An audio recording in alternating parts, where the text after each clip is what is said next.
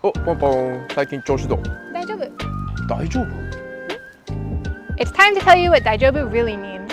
A lot of people make mistakes when they say Daijoubu in the situation like we just had. Daijoubu is made up of 3 kanji.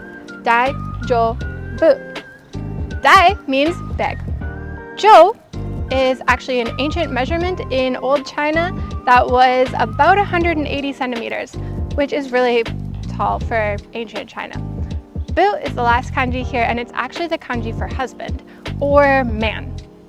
So if you have a big, tall husband or man, you're good. Like, you're protected, you're awesome, like you don't really have to worry about anything around you. So that's the original meaning of this. So if you fall, somebody's like, are you okay? You would say, Daijoubu.